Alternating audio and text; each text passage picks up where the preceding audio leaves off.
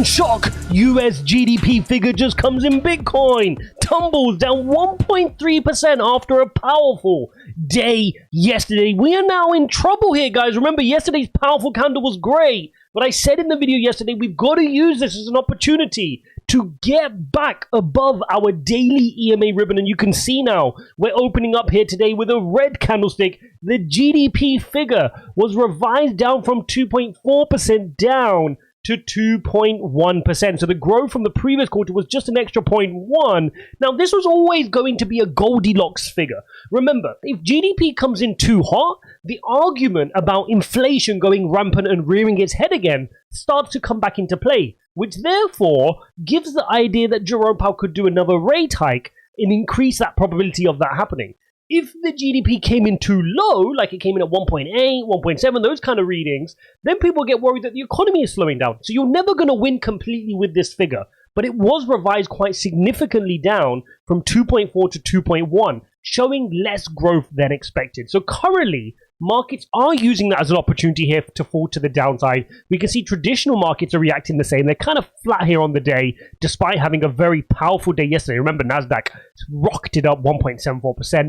S&P was up 1.45% yesterday, but I'm expecting them to open in the red here over the next couple of hours. Now, you can see here, Bitcoin, the worrying thing here is we're getting rejected from our EMA ribbon. We used the rally yesterday, thankfully, to get above our 4-hourly EMA ribbon, right? But now we're getting rejected from our daily. So what we need to see happen here is we need to see this come down and collect support from its EMA ribbon somewhere where my cursor is here, and then bounce powerfully. It needs to bounce powerfully and go past the point it got rejected at yesterday, which was the high of 28.2 roughly. That's roughly where it started cooling off yesterday. So we want to see it get to 28.2 and break past that. So come back down, touch the EMA ribbon, and continue to push on. If it can continue to push on, then we have a chance of reclaiming our EMA ribbon because we're going to go back here. What we don't want to see is us fall back to the downside, lose the 4-hourly EMA ribbon, and this just end up being a retest of the daily EMA ribbon before a bigger move to the downside.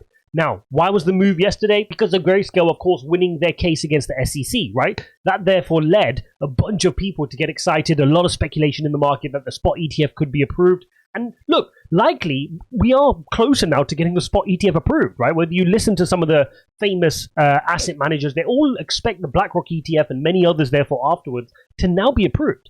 The SEC's main argument about market manipulation being the reason they've not accepted the spot ETF has now been rejected by the judge. They were told, you have to go and review this now. So what excuse is Gary Gensler and his team going to come up with now? Now, also interestingly yesterday, you saw that as it was happening, literally before it started happening, there was inflows of 30k Bitcoin prior to the victory decision.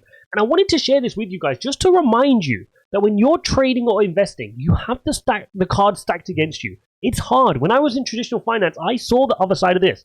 The big boys, the suits, the institutions, they never lose. They've always got inside information. They always get the information quicker than you. So always be very, very careful when you're trying to play these kind of games. It's much better to play the medium to longer term game than the really fast trading game. The really fast trading game, they got faster execution speeds. They're closer to the server. They're paying millions and millions to trade quicker than you and get data quicker than you. They pay thousands and thousands of dollars a year, or tens of thousands of dollars a year for each Bloomberg license per employee that trades, right? I remember when I was working at an investment bank, I had a Bloomberg terminal. I think that cost them, $30,000 a year or something at the time, right? Just to make sure I'm getting news stories quicker than everybody else and all the data better than the average Joe. So as retail traders, we always have this card stacked against you.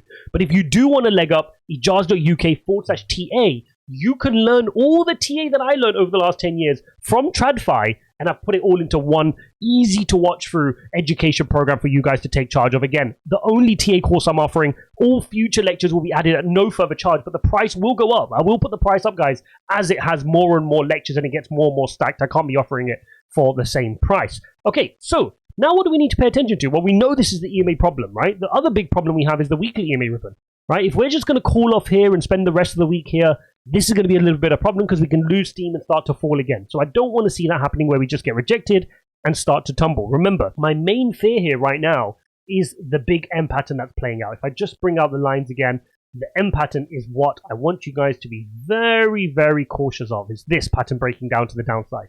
Now, thankfully, with the news yesterday, we managed to get away from the neckline. but I don't want to come back down here and start showing weakness again. That's not what I want to see. We need to see this push on and push on past here, which is 32k on the weekly chart, okay? Where we got rejected there at that peak, that 32k, that's the resistance. That's where we can really start to put pressure on the Bitcoin shorters right now, because there's a lot of people shorting Bitcoin right now, and that is why you saw this crazy squeeze yesterday on that crazy candlestick. People were not expecting that news to come out, and the shorts got squoze yesterday. Now, this is a tiny example of what could happen if Bitcoin can finally get through the tough resistance at this level, right? This 32,000 level. Once it can clear that, I'm expecting a big move to the upside. Let me show you the weekly chart again, and let me bring out what is known as the VPVR. This is the volume profile range, and what it will show us is where all the Bitcoin is being traded. Okay, so you can see here, we're in this period where it's very heavily traded around here, but we want to push beyond there. Once we can start to then put people in a situation where they're getting short scores. Look how the volume reduces in this range once we clear this level. See this big candlestick here? Once we clear this level, the volume becomes a lot less traded. In fact, if you look at this, when we fell here initially on Bitcoin, you can see we started falling on from around 48,000. We fell rapidly. We fell rapidly with no support really being created. The only little bit of support we had was here, around this cluster here. And just like that, that's exactly the same price point, which is now turned into resistance. Remember, support often turns into resistance. Resistance often turns into support. We cover all of this, Ijaz.uk/TA. So, it's no surprise that we got rejected there. It was no surprise that we got rejected here, but third time could be a charm. Can we go back up, break through this level? And I'm expecting a much bigger, faster move to push us up to that 48k level. Just a reminder, guys, if you haven't signed up to Bybit, Ijaz.uk/Bybit, they're giving away free money, guys.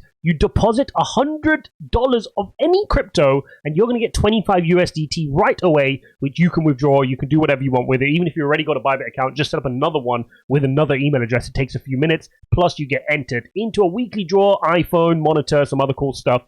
Definitely check it out. When these exchanges offer you free money, guys, just take it. Take the free money. Don't forget the GDP figure is just the start of the data we're getting. Yesterday, we had the JOLTS figure showing that the job openings were cooling off. Today, we saw GDP was cooling off. Great stuff. Now we need to see tomorrow with the PCE inflation, which is the Fed's preferred measure of inflation. Where is inflation heading? Is it cooling off? If it is cooling off, then Jerome Powell is looking at all these readings here going, hang on a second. They're all cooling off. Maybe inflation is starting to come down. Maybe my previous rate hikes are finally starting to take effect, and I don't need to be so gung-ho with extra rate hikes. Now remember, after that on Friday, we then finish off the week with important non-farm payrolls. Again, this is the Fed's preferred measure of the job market. Again, you want to see that cooling off. If that cools off as well as the PCE, Jerome Powell literally doesn't have much of a footing to do another rate hike. And that's why we're seeing here markets are back to 88% pricing in there. We're going to pause.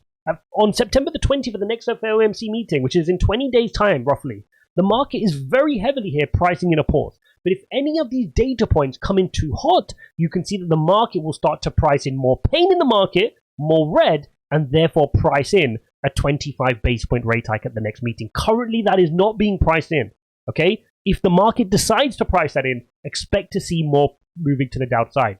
Now, finally here, I do want to share with you my favorite indicator, which is, of course, the fear and greed indicator. It jumped up from the other day from 39 to 49, and now we're sitting in neutral territory. And you guys know when the markets are getting greedy, I get fearful. So I'm sitting on my hands right now. I'm not doing anything. I'm not buying the dip. I'm not chasing green candles. I'm not over-exaggerating anything. I'm chilling. And I want to see, where does Bitcoin decide to head to here on the daily chart? Are we going to get rejected from that EMA ribbon? Are we going to manage to reclaim it? That's the key battle right now. So for now, nothing for me to do. I was buying the dip down in these lower prices. You guys know that I covered that off in my daily updates. And on this type of green candle, I stay back. I'm not chasing when it does those 6% moves, but that's exactly why I want to be in the market. It's exactly why I don't time the market, because I can't tell you when the SEC is going to lose their lawsuit against Grayscale. I can't tell you that. And for that reason, I don't trade my Bitcoin in and out of the market. I leave it in there and I DCA when the price is low, when the market is fearful. I keep it simple and I build my investments that way. If you appreciate this type of content, guys, live with the direct information which you need, no waffling, no, Bitcoin to 1 million, Bitcoin to 0 sensationalism, smash all the likes. Don't forget to subscribe. Go check out this video here and I'll see you in the next one.